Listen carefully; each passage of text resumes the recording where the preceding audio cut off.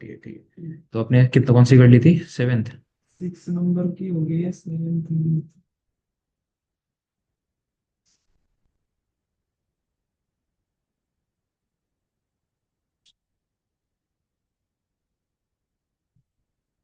5 हो गया था, 6 भी हो गया था आप लोगों का?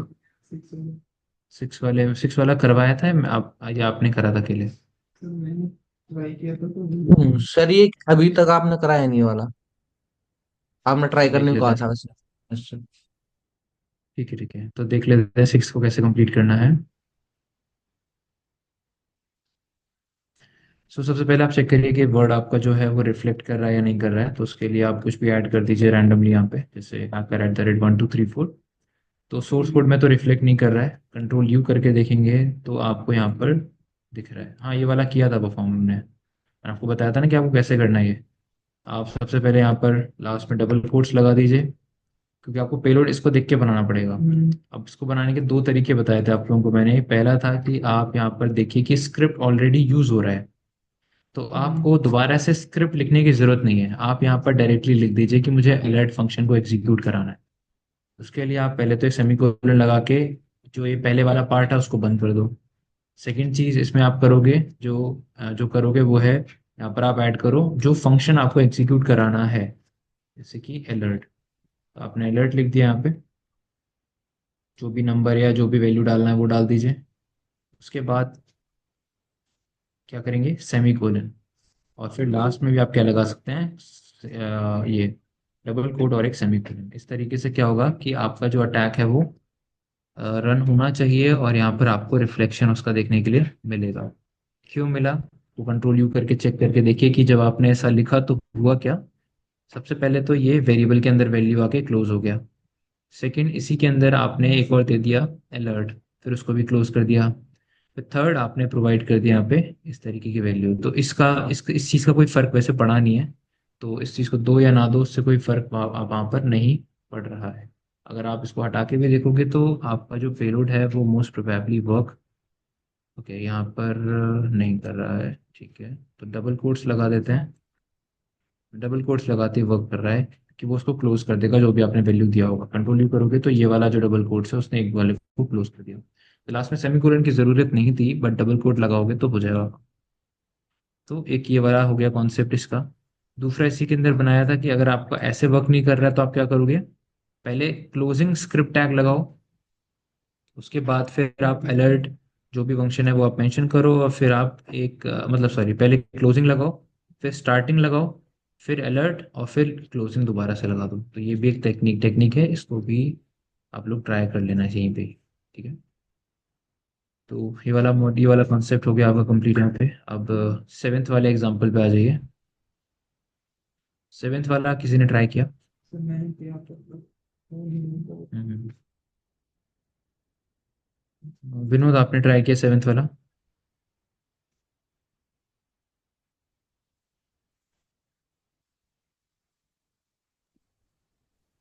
सर मैंने ओनली सर यूट्यूब पे एक ऐसी वीडियो देखी थी सर, मेरे में सेटअप ही नहीं हुआ। अच्छा,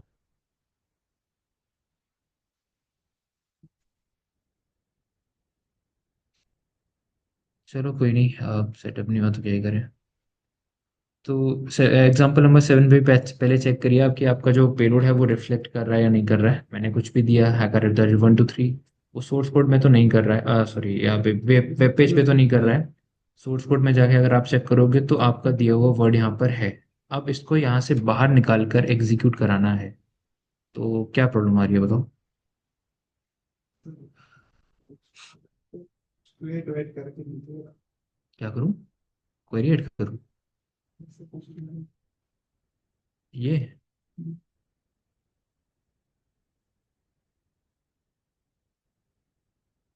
तो इनकोड कर रहा है आपका दिया हुआ कंटेंट को ये। ठीक है, तो अभी कैसे बाईपास करोगे इसको? अभी अभी तो बताया इसको बाईपास कर, मतलब बाईपास करने का नहीं, अभी मैंने जो तरीका बताया उससे भी तो ट्राई कर सकते हो ना आप। वो तरीका क्या था? मैंने आपको दो चीज़ें बताई थी, या तो आप यहाँ पर स्क्रिप्ट लिखो, क्लोजिंग दो, फिर स्टार्टिंग दो, फिर एंडिंग दो। या तो दो ही मत ये चीज़ें जो पहले वाला भी बताया था, जहाँ पर आपको डायरेक्टली बोला था कि आप अलर्ट लिखकर इसको एग्जीक्यूट कराइए। तो वो वाला ट्राई करके देखो। इसमें आप जब सिंगल कोड या सॉरी जब आप एक ग्रेटर देन और स्मॉलर देन सिंबल्स डाल रहे हो तभी तो उसको एनकोड कर रहा है ना। अगर आप ये नहीं डालोगे, बिना इसको डाले भी तो एग्जीक्यूट करा सकते हो ना यहाँ पे, क्योंकि अभी भी स्क्रिप्ट के अंदर ही आपका पेलोड एग्जीक्यूट हो रहा है। तो ट्राई करके देखिए कि कैसे इसको आप परफॉर्म करोगे, कैसे इसको बाईपास किया जाएगा।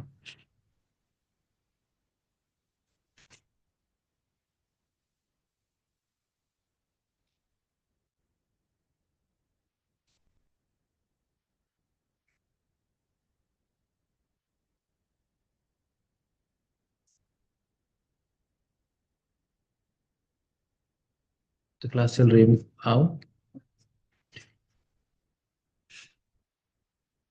Good morning sir. Good morning.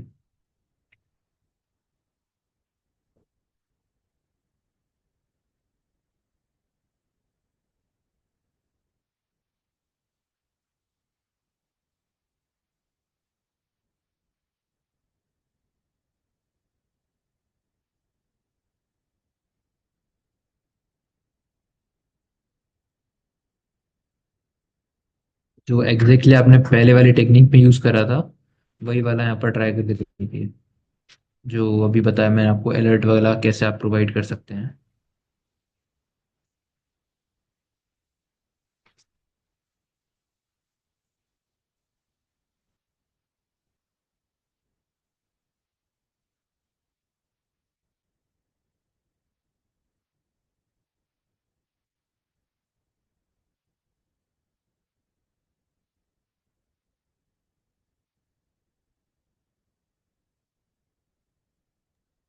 Sir जो ये आपने सेटअप करवाया था, वेब पेन टेस्टर डाउनलोड करवाया था सर, तो इसमें user at the rate Debian आ रखा है लिखा हुआ। तो मशीन का नाम है। ये देखो दे रहा हूँ। तो आपने क्या लिखा है लास्ट में? अलर्ट वन कर दिया सर। हाँ, ये उसको कोड को भी कर रहा है ये। कौन से वाले कोड लगाए आपने ये? डबल कोड लगाया ना ये? हम्म, डबल कोड क्यों लगा रहा है? डबल कोड लगाने की जरूरत ही क्या है यहाँ पे? यहाँ पे तो सारे सिंगल कोड से काम चल रहा है ना। डबल कोड लगा रहे हो तो उसको वो इनकोड कर रहा है।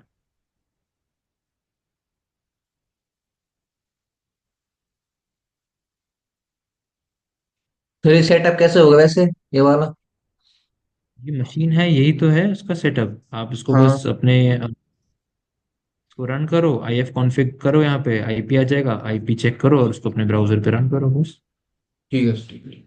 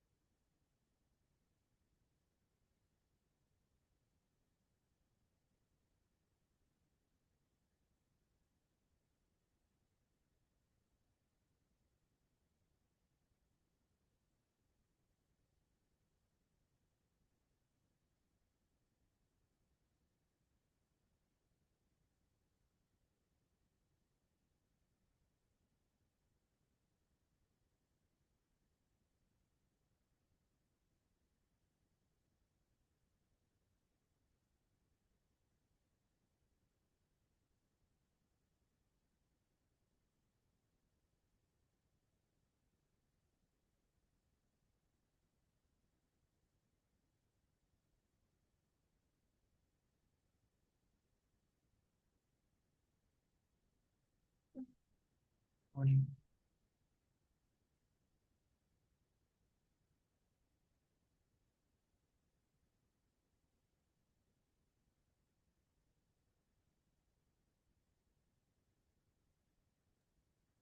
इसमें एक तो आई पेयर रखी है ये 10.2 वाली, 10.0.2.15 वाली, और एक 127 वाली आ रखी है।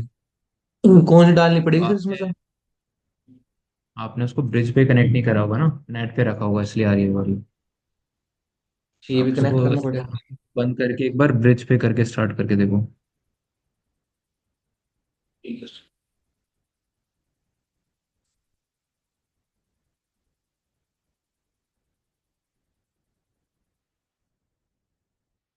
नहीं हुआ ये वाला नीचे। नहीं। चलिए देख लीजिए कैसे करना है इसको। अब जैसे आपने जो भी कंटेंट डाल रहे हो आप इस पे कंट्रोल यू करके देखो कि आपको सिंगल कोट्स के अंदर दिख रहा है और यहाँ पे सेमीकोलन लगा। अब पेलोड आपको क्रिएट करना है अपने लिए, तो वो पेलोड आप कैसे बनाएंगे? सबसे पहले आपको ध्यान में रखना है कि यहाँ पर क्योंकि सिंगल कोट स्टार्ट हो रहा है, तो आप एक सिंगल कोट लगा के स्टार्ट करेंगे ताकि वो जो वेरिएबल का वैल्यू है वो क्लोज हो जाए। सिंगल कोट के जस्ट बाद क्या आएगा? एक सेमीकोलन, ताकि वो वैल्यू अगले वाले वैल्यू से सेपरेट हो जाए। फिर आप देंगे अलर्ट। अलर्ट में आपने कोई भी नंबर वगैरह टाइप कर दिया, एंड उसके बाद आप इसको भी क्लोज करेंगे। अब होगा क्या कि यहाँ तक तो हो गया, अब ये दोनों भी तो रह जाएंगे ना, तो इसको लिए आपको एक सिंगल कोट लास्ट में लगाना पड़ेगा। ठीक है, तो ट्राई करके देखते हैं कि क्या ये पेलोड हमारा वर्क कर रहा है या इसमें कुछ प्रॉब्लम आ रहा है। तो इसको हटा दीजिए, इसको ट्राई करके देखिए। वर्क कर रहा है एक बार में। आपका जो पेलोड है वो एज इट इज वर्क करेगा, जैसा अभी मैंने डबल कोट्स वाला बताया था, वही सेम चीज़ आपको यहाँ पर सिंगल कोट्स के थ्रू करना है। आप डबल कोट्स यूज करने का लॉजिक है ही नहीं ना यहाँ पे, क्योंकि यहाँ पर सिर्फ सिंगल कोट ही यूज हो रहे हैं, तो डबल कोट्स तो आएंगे ही नहीं यहाँ पे।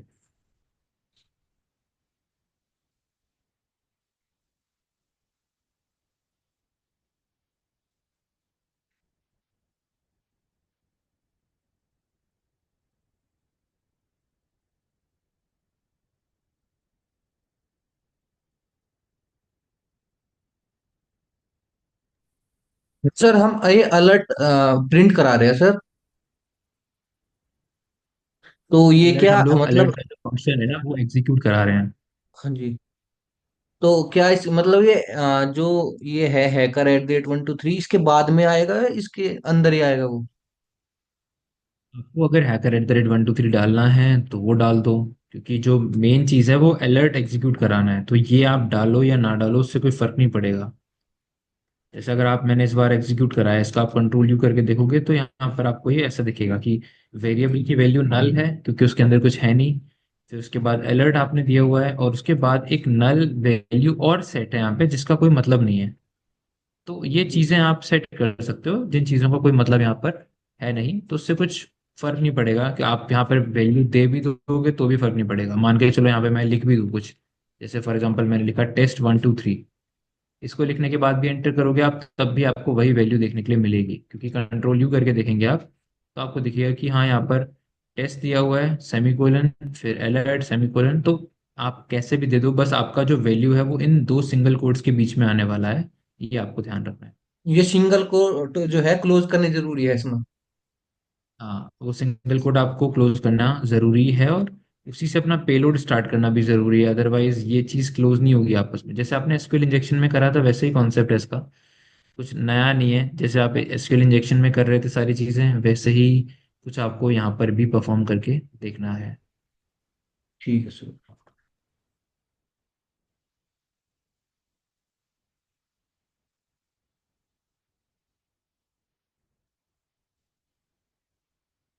चलिए नेक्स्ट वाले एग्जाम्पल पे आ जाइए। Example number 8।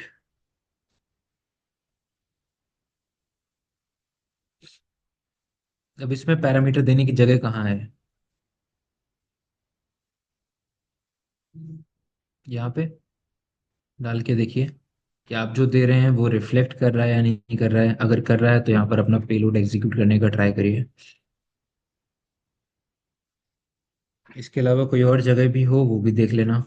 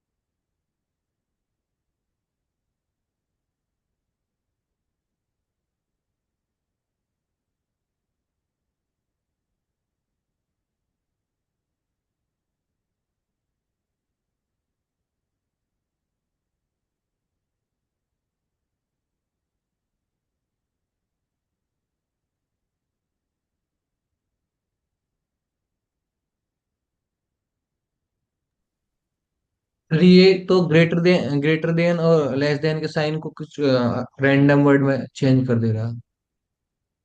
ईमेल एनकोडिंग में कर रहा है ना। हाँ जी। तो आप जो भी यहाँ पर कोड्स वगैरह टाइप कर रहे हो, जैसे फॉर एग्जांपल मैंने नॉर्मली बस लिखा स्क्रिप्ट देखने के लिए कि क्या हो रहा है, तो उसको मैंने जस्ट ऐसे यहाँ पे मेंशन कर दिया स्क्रिप्ट। यहाँ तो आपको दिख रहा है कि वो एग्जीक्यूट कर रहा है, मतलब आपके दिए हुए कोड को यहाँ पर दिखा रहा है, शो कर रहा है। बट अगर हाँ आप जी। कंट्रोल यू करके चेक करोगे तो यहाँ पर आपको दिखेगा कि आपके दिए हुए वर्ड को वो एक्चुअल में सोर्स कोड में HTML एनकोडेड फॉर्म में दिखा रहा है। हाँ जी। ग्रेटर देन वाले सिंबल को कैसे दिखा रहा है, M percent sorry less than वाले सिंबल को कैसे दिखा रहा है, M%LT सेमीकोलन, और ग्रेटर देन वाले को क्या बोल रहा है, M%GT GT। सेमीकोलन। तरीके से ये जो कैरेक्टर्स हैं ये आपके HTML एनकोडिंग को रिप्रेजेंट करते हैं। अब HTML एनकोडिंग यहाँ पर हो रही है तो यहाँ पर आप कुछ भी नहीं कर सकते।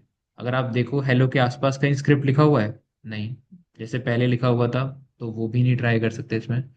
मतलब यहाँ पर आप इस पर्टिकुलर पैरामीटर पे तो एग्जीक्यूट नहीं कर सकते कुछ भी। दूसरी चीज क्या है, URL।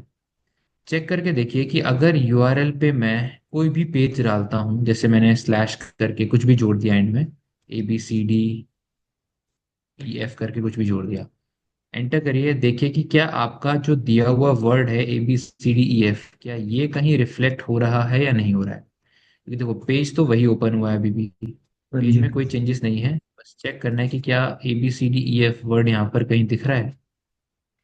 तो आपको दिखेगा, हाँ, जो आपने फॉर्म के अंदर वैल्यू डाली है वो एज इट इज शो कर रही है। और इसमें ट्राई करो दे डाल के कि कोई जब मैं greater than lesser than symbols डाल रहा हूँ तो क्या उनको एनकोड किया जा रहा है, ट्राई करके देखो। URL पे ही अगर आप ग्रेटर देन और लेस देन सिंबल को डाल रहे हैं तो क्या उसको एनकोड कर रहा है या नहीं कर रहा है।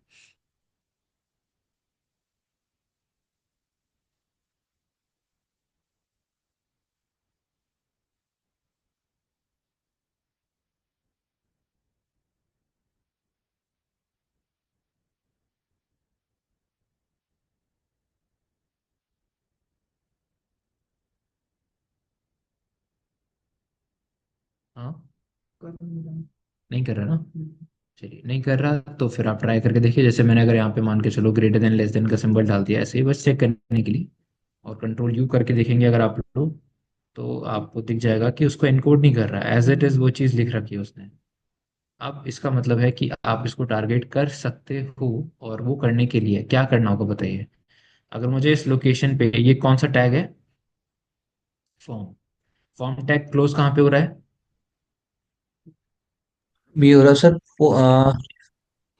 पोस्ट सर, पोस्ट के बाद तो क्लोज नहीं हो रहा है। उसके बाद क्या हो रहा है, क्लोज हो रहा है। आपने फॉर्म को यहाँ से स्टार्ट किया, हाँ। फॉर्म क्लोज कहाँ पे हो रहा है, यहाँ पर। पोस्ट। ठीक है तो अब सर। इसको कैसे ट्राई करेंगे, कैसे क्या करेंगे जब आप इसको एग्जीक्यूट कराना चाहते हैं यहाँ पे, बताइए पेलोड क्या होगा आपका, क्या कैसे लिखना स्टार्ट करेंगे इस पेलोड को। सर देख तो। यहाँ पर आप जो डालोगे वो रिफ्लेक्ट करेगा। अब पहले कैसे डालोगे उस चीज को, कैसे रिप्रेजेंट कराओगे यहाँ पे, यहाँ पे ये भी है, डबल कोट भी है, कैसे सर करेंगे आप डबल उस चीज को कोड से बताइए। स्टार्ट करेगा शायद, नहीं यार, जो ब्रैकेट है सर। नहीं, ये होता ग्रेटर देन का साइन देना पड़ सकता है सर, ये क्लोज हो जाएगा फॉर्म पीछे की साइड। देखो अभी मैंने ग्रेटर देन लगाया है यहाँ पे बट उससे कुछ हुआ नहीं, मैंने लगाया ना यहाँ पे ग्रेटर देन, उसने क्लोज नहीं करा, उसको करना चाहिए था कि क्लोज कर देता वो। क्यों नहीं करा, क्योंकि डबल कोट्स के अंदर आया है सारा कुछ। तो सबसे पहले क्या देना पड़ेगा आपको, डबल डबल कोट्स। कोड। हाँ हाँ ठीक है सर, डबल कोड फिर सबसे पहले डाल दीजिए आप डबल कोट, फिर उसके बाद ग्रेटर देन का साइन शायद। फिर आप लगा दो ग्रेटर देन, क्योंकि अब जब डबल कोट आपने डाल दिया है उसके बाद ये तो जो एक्शन था वो बंद हो गया। ये क्लोज हो फिर गया, उसके ठीक है बाद सर। आपने ग्रेटर देन लगा दिया तो ये जो फॉर्म है फॉर्म बंद हो गया। अब आप क्या करोगे, फॉर्म को क्लोज करने के बाद स्क्रिप्ट वाला जो टैग है स्क्रिप्ट या लिखना है। इमेज वाला या जो टैग आपको याद है वो टैग आप यहाँ पे डाल दो। ठीक है, इमेज ठीक वाला है यूज सर। करना है तो IMG वाला कर लो, और अगर स्क्रिप्ट वाला करना है तो वो यूज कर लो आपके ऊपर। जैसे अगर IMG वाला करना है तो IMG SRC बताया था आप लोगों को मैंने, कैसे यूज किया जाता है इसको। उसके बाद इक्वल्स टू कुछ भी रैंडम वैल्यू दे दीजिए जो कि फॉल्स होना चाहिए, और इसकी वजह से एरर जनरेट होगा। तो आप यहाँ पे लिख दीजिए ऑन एरर इक्वल्स टू, उस पर्टिकुलर एरर के बाद आपको क्या कराना है, कंफर्म कर लो, अलर्ट कर लो, प्रॉम्प्ट कर लो, जो भी आपका मन करे। कंफर्म करना है तो आपने लिख दिया यहाँ पे कंफर्म, ब्रैकेट में कोई अल्फ़ाबेट डालना है तो अल्फ़ाबेट डाल दीजिए डबल कोट्स के अंदर, अदरवाइज आप अगर कोई स्ट्रिंग डाल नंबर डालना है तो आप एज इट इज डाल सकते हो। तो सारी चीज़ आपको बता रखी है, बस इस तरीके की कमांड आप ट्राई करके देखिए कि क्या यहाँ पर ये कमांड वर्क कर रही है या नहीं कर रही है। ठीक है, तो ये 100% वर्क करना चाहिए। कॉपी कर लीजिए इसको, आप यहाँ जाइए, इसको ये स्लैश लगे रहने दो यहाँ पे, उसके बाद ये अपना पूरा पेलोड एज इट इज जो भी है वो यहाँ पर एज इट इज डाल के देख लीजिए।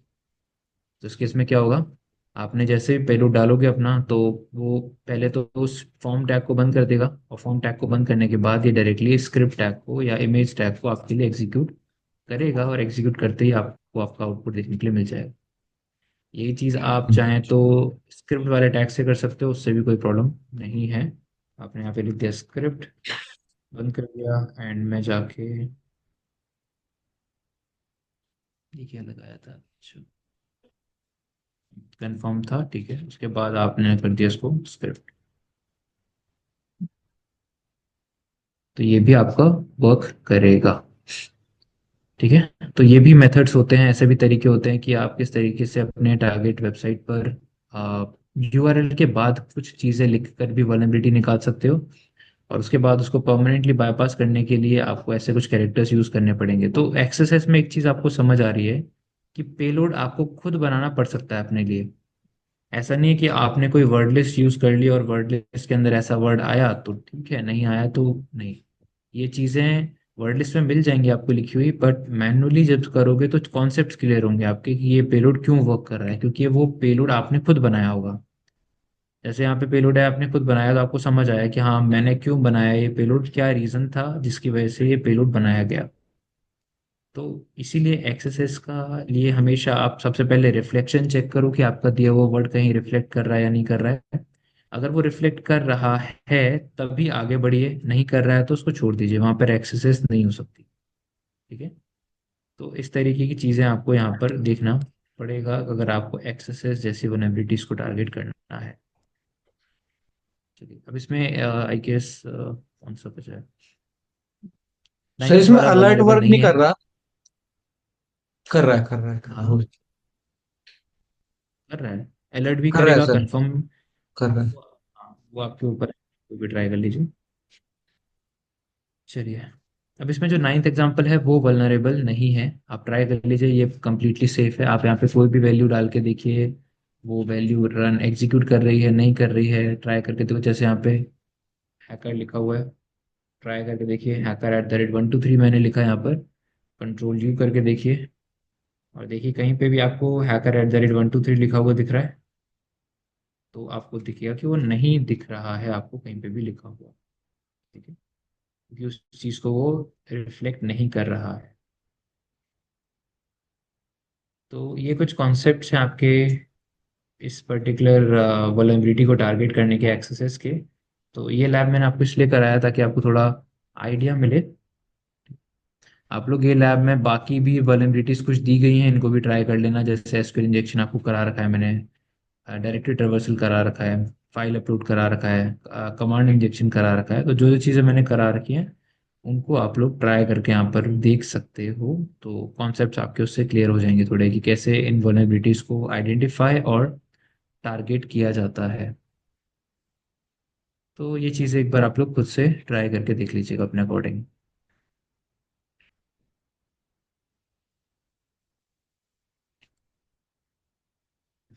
एक्सरसाइज का जो कॉन्सेप्ट था मैंने आपको इससे समझाया क्योंकि आपको इसके थ्रू पेलोड क्रिएट करना आना चाहिए, वो सिखाना इसका ऑब्जेक्टिव था। ठीक है, आपको थोड़ा एक आइडिया लगा कि हाँ मुझे कौन कौन से टैग्स यूज करने हैं, आपकी एक वर्ड लिस्ट बनवाई थी मैंने, कौन कौन से उसमें बहुत सारे पेलोड्स वगैरह आपने ऐड करे होंगे।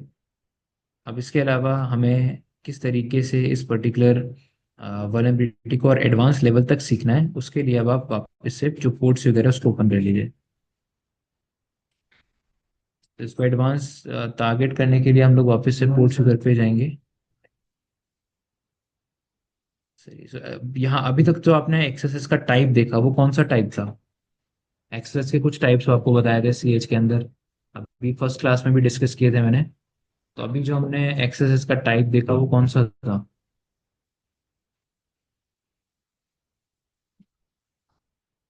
अभी तक आपने जो ये इस पर्टिकुलर वेबसाइट पर एक्सएसएस का टाइप देखा है वो कौन सा टाइप?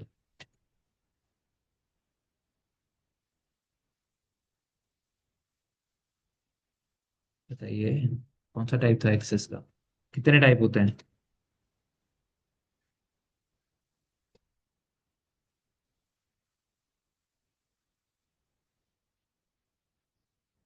अभी तक दो नहीं टाइप याद हो? सर, स्टोर्ड और एक और। नहीं, दो टाइप नहीं, तीन टाइप होते हैं, मैंने तीनों ही एक्सप्लेन करे थे आप लोगों को जब फर्स्ट डे था एक्सएसएस का। रिफ्लेक्टेड, स्टोर्ड एंड डॉम, ये तीन टाइप बताए थे ना? Yes sir, yes sir. DOM तो रिफ्लेक्टेड। अभी आपने जो देखा इनमें से वो कौन सा कैटेगरी था जिस पर अभी आपने टारगेट करा है?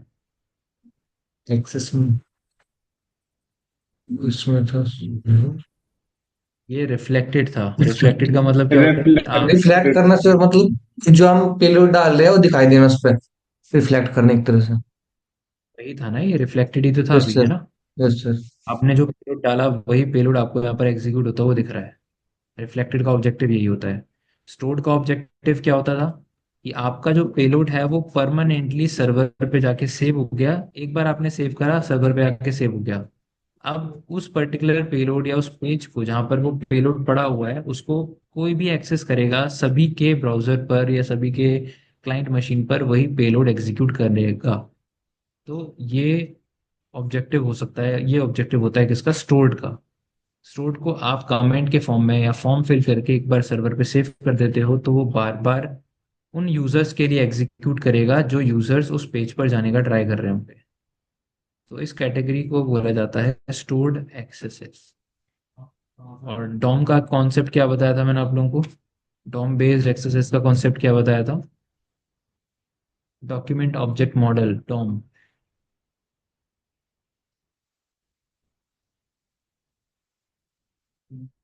बताइए।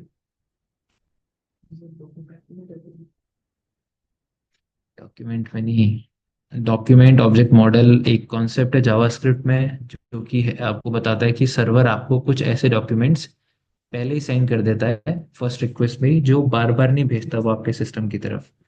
और फिर उन जावास्क्रिप्ट के जो डॉक्यूमेंट्स हैं, वो जो डॉक्यूमेंट्स के अंदर जो भी कोड लिखा होता है उस कोड के अपना ऑटोमेटिकली वो कोड एग्जीक्यूट करता है।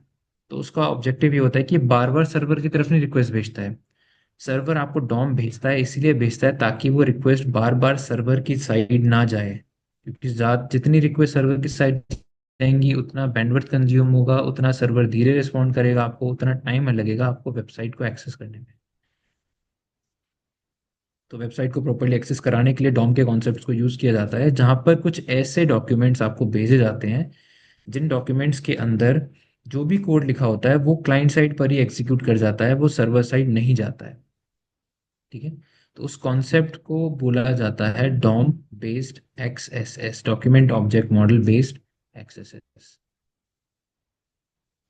ठीक है। तो इन तीनों के कॉन्सेप्ट्स को अब हम लोग यहाँ पर समझेंगे कि कैसे किया जाता है आइडेंटिफाई इनको। तो सबसे पहले आपको दिखेगा रिफ्लेक्टेड क्रॉस साइट स्क्रिप्टिंग, जहाँ पर जो ये फर्स्ट वाला लिंक है इस पर क्लिक करिए, reflected cross site scripting.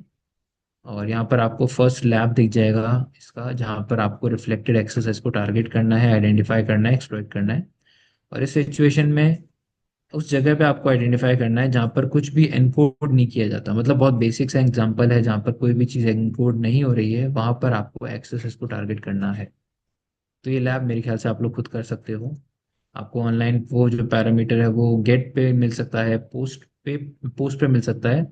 Gate वाले तो आप चेक कर लोगे, पोस्ट वालों के लिए हो सकता है कि आपको बॉब सूट की भी जरूरत पड़े।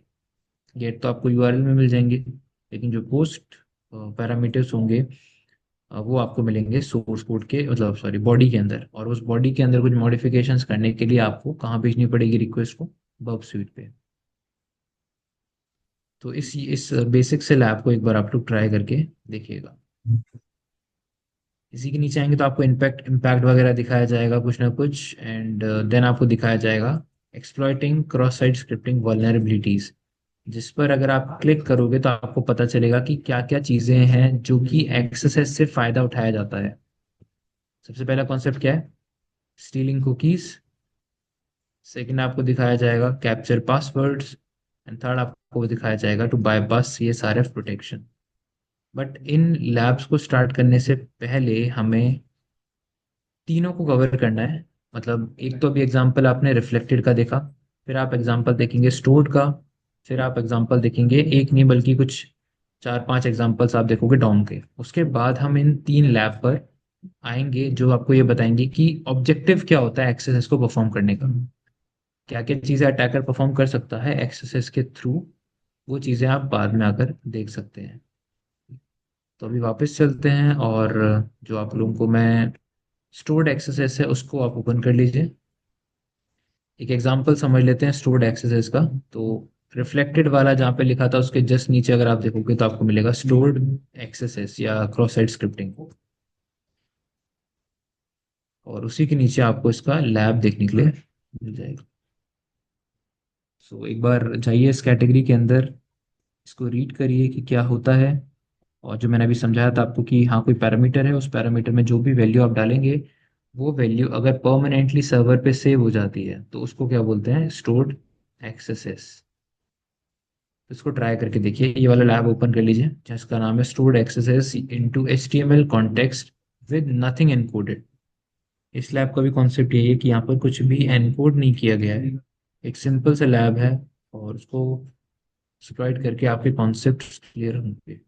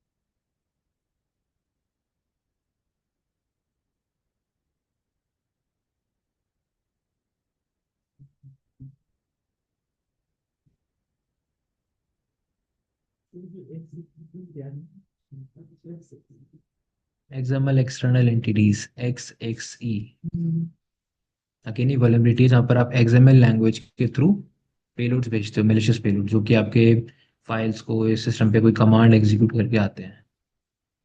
ठीक है, तो XML लैंग्वेज के थ्रू ऐसे पैरामीटर्स भेजे जाते हैं जो आपको लगता है कि शायद सर्वर पर एग्जीक्यूट कर जाएं। कोई फाइल ओपन करके दिखाते हैं आपको, कोई कमांड आपकी एग्जीक्यूट करके दिखा सकता है वो। तो वो सारी चीज़ होती हैं सॉरी XXE। इसी के अंदर है ना सर एक्सेस। नहीं, इसका कोई भी रिलेशन नहीं है, ये वो सर्वर साइड है, ये क्लाइंट साइड है। हाँ, कहाँ दिखाया? ये ना, ये तो सर्वर साइड है ना, XXE इंजेक्शन। यही उसी वाली लैब में है ना सर? नहीं नहीं नहीं, मैं एक्सेस कर रहा हूँ क्रॉस साइट स्क्रिप्टिंग। और नीचे जाओ, नहीं क्लाइंट साइड, क्लाइंट साइड और नीचे। अरे नीचे है तो हाँ, ये क्रॉस साइट स्क्रिप्टिंग ये। नीचे है मतलब नहीं, सर्वर साइड के बाद क्लाइंट साइड वाले है ना बहुत सारे लैब्स, तो क्लाइंट साइड वाले मैंने स्टार्ट करी है वल्नरेबिलिटी एक्सेसेस।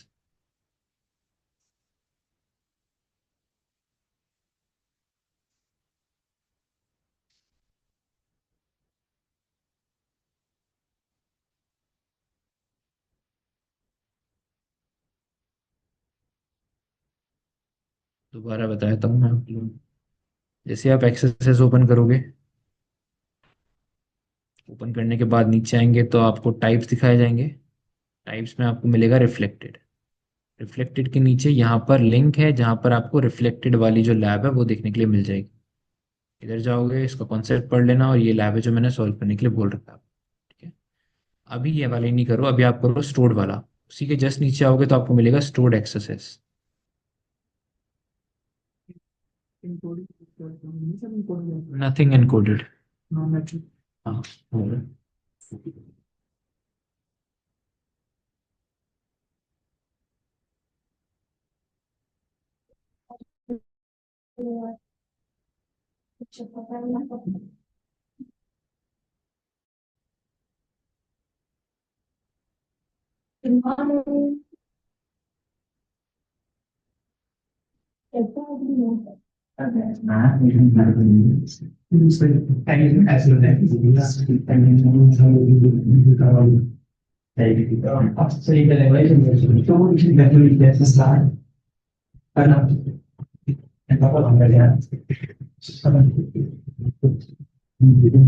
चलिए अब देख लीजिए कैसे करना है इसको। आपको अगर लैब का डिस्क्रिप्शन पढ़ेंगे आपको बताया गया है कि आपको कमेंट फंक्शनैलिटी फाइंड करनी है, उसमें आपको स्टोर्ड एक्सेस की वल्नरेबिलिटी मिलेगी। और आपको लैब सॉल्व करने के लिए कौन सा फंक्शन एग्जीक्यूट कराना है, अलर्ट। चलिए तो एग्जीक्यूट कराने के लिए सबसे पहले तो आप कमेंट फंक्शनैलिटी देख लीजिए। जैसे आप कोई भी ब्लॉग पोस्ट में जाओगे, नीचे जाके आपको एक ऑप्शन मिलेगा कमेंट प्रोवाइड करने का। ठीक है, जैसे हो गया ब्लॉग सर। पोस्ट पे होता ही। क्या किया गौरव बताइए। सर मैंने स्क्रिप्ट हाँ डाल दी और उसके अंदर अलर्ट अलर्ट लिख के हेलो लिख दिया और नेम में अपना नाम लिख दिया और ABC करके मैंने ईमेल मतलब डाल आपने दी। कम इस वाले फील्ड को टारगेट किया। यस सर, कमेंट वाले को। ठीक है, ठीक है। हो सकता है सेम तो नेम सर वाला मैंने किया, लेकिन हुआ नहीं। नेम वाला भी हो सकता है वल्नरेबल। उसको ट्राई किए। नहीं सर, मैंने केवल कमेंट कमेंट वाला टारगेट किया सर। ठीक है, तो दोनों एक बार ट्राई करके देख लेते हैं। जैसे आपने यहाँ पर लिखा स्क्रिप्ट और अलर्ट फंक्शन बोला हुआ है तो अलर्ट ही रन करिएगा। बाकियों में शायद लैब सॉल्व नहीं होगी आपकी। फिर आप लिखेंगे अगेन स्क्रिप्ट। अब यही पेलोड मैं एक बार कॉपी कर लेता हूँ। जैसे मान के चलो यहाँ पर मैंने नंबर डाल दिया 1, और एक यही पेलोड यहाँ पे भी डाल के देखते हैं। हो सकता है यहाँ पे मैं नंबर डाल देता हूँ 2। हो सकता है थर्ड पैरामीटर यहाँ पे हो तो यहाँ पर डाल दो, इसकी जगह नंबर डाल दो आप 3। और वेबसाइट वाला भी हो सकता है तो वेबसाइट वाले पे आप क्या नंबर डाल देंगे, 4।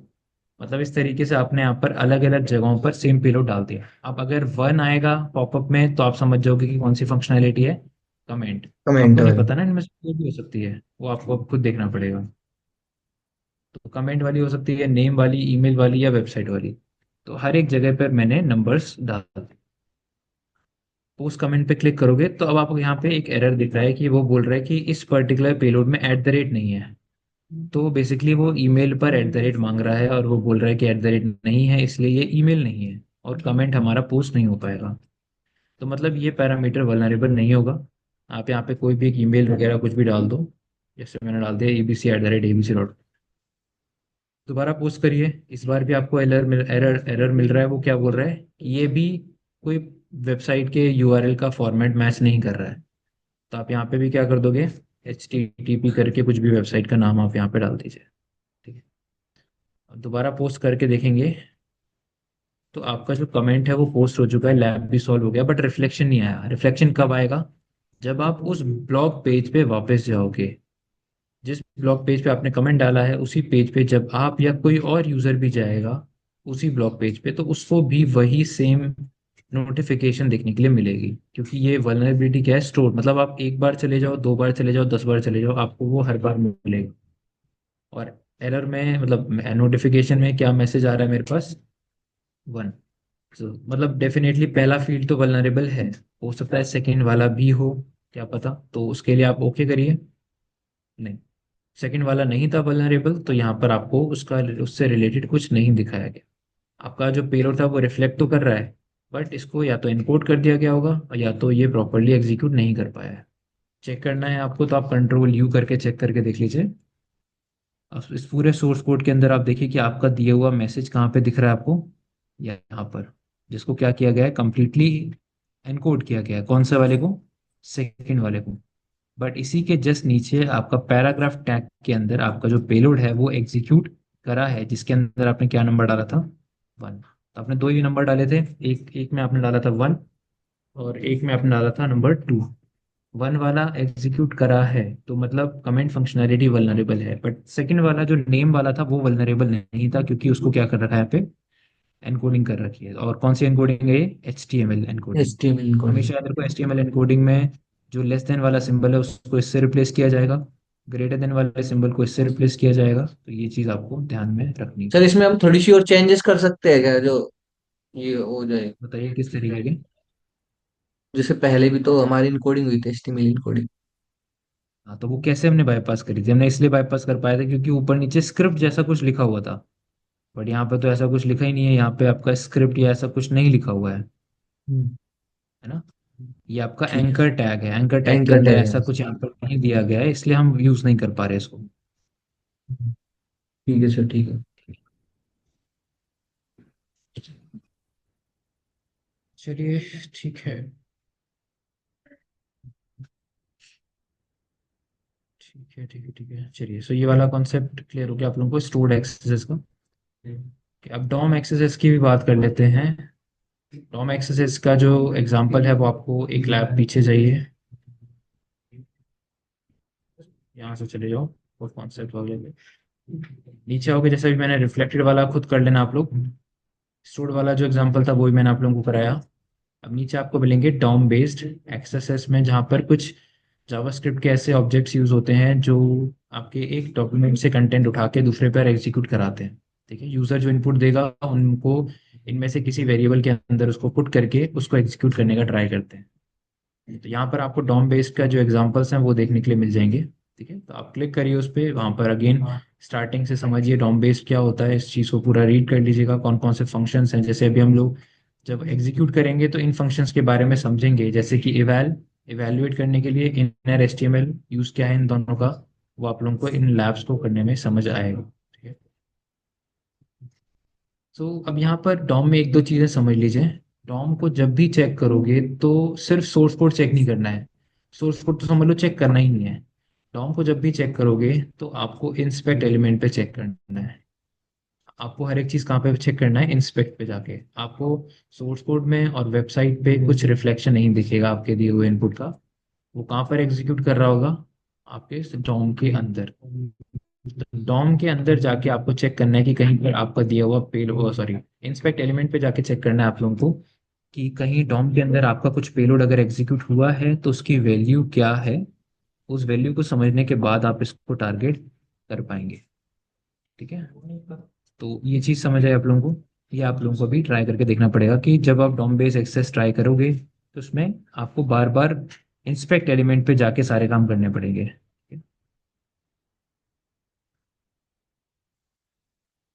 ठीक है, इसको आप लोग एक बार देख लीजिएगा। अब इसमें दो चीजें होती हैं, पहले उसको समझ लो। Sources and sink. ये डॉम के कुछ टर्म्स हैं, इनको क्लियर हो जाने दीजिए। पहला है सोर्स। सोर्स का मतलब होता है कि डेटा कहाँ से उठाया गया है, और सिंक का मतलब होता है डेटा कहाँ पे यूज किया जा रहा है। एक जगह से डेटा उठाया जाता है और दूसरे जगह पर उसको यूज किया जाता है। ठीक है, जैसे एक एग्जांपल पर कुछ दिया नहीं, नीचे एग्जांपल्स में जैसे आपको यहाँ पर डॉक्यूमेंट डॉट राइट दिखाया है। अब डॉक्यूमेंट डॉट राइट क्या होता है? एक सिंक होता है। ये सिंक का क्या ऑब्जेक्टिव होता है? ये आपके सोर्स का जो भी कंटेंट होगा उसको यूज करेगा, और उसको यूज कहाँ पे कर रहा होगा? डॉक्यूमेंट डॉट राइट के साथ। अब इस स्क्रिप्ट में जहाँ पे भी document dot right function use हो रहा होगा, वहां पर आपके दिए हुए मेलिशियस इनपुट को यूज किया जाएगा। अब आपने अगर स्क्रिप्ट या ऐसा कुछ डाल के दिया हुआ है तो वही उस पर्टिकुलर इनपुट में एग्जीक्यूट करवा दिया जाएगा। ठीक है, तो सिंक सोर्स से डेटा उठाया जाता है और उसको कहाँ पर यूज किया जाता है? सिंक के अंदर। सोर्स से आपने डेटा उठाया, उसको सिंक के अंदर यूज करा। ये ऑब्जेक्टिव होता है डॉम बेस्ड एक्सेस वल्नरेबिलिटी का। समझ आया? ठीक है, तो इसको हम लोग नेक्स्ट क्लास में देखते हैं, परफॉर्म करके स्टार्ट करेंगे इसी से ही। इसके कुछ एग्जांपल्स हैं, और अगर आप लोग थोड़ा डॉम को और अच्छे से पढ़ के आ पाओ तो बहुत अच्छी बात है। ठीक है, क्योंकि वो जावास्क्रिप्ट का पार्ट है। अब एक्सेस एक ऐसी वल्नरेबिलिटी है जैसे आपने एसक्यूएल इंजेक्शन के लिए एसक्यूएल पढ़ा, पता है, तो ये भी ऐसी वल्नरेबिलिटी है जिसके लिए जावास्क्रिप्ट आनी चाहिए। तो जावास्क्रिप्ट नहीं आएगी तो फिर उतने अच्छे से कॉन्सेप्ट्स क्लियर नहीं होंगे। आप मतलब मैं समझा तो दूंगा, लेकिन प्रॉपरली चीज़ों को समझने के लिए आपको जावास्क्रिप्ट आनी चाहिए। तो यहीं तक ही रखते हैं आज का सेशन। टॉम को हम लोग नेक्स्ट क्लास में स्टार्ट करेंगे। सो ये कैसे एलिमेंट्स हैं, कैसे इनको यूज कराना है, वो मैं आपको नेक्स्ट क्लास से बताऊँ। तब तक रिफ्लेक्टेड वाला एक एग्जांपल दिया हुआ था, वो ट्राई कर लीजिए। और ये जो वेब फॉर पेन टेस्टर है, इसको कम्प्लीटली सॉल्व कर लीजिए। ठीक है, तो यहीं तक ही रखते हैं आज का सेशन।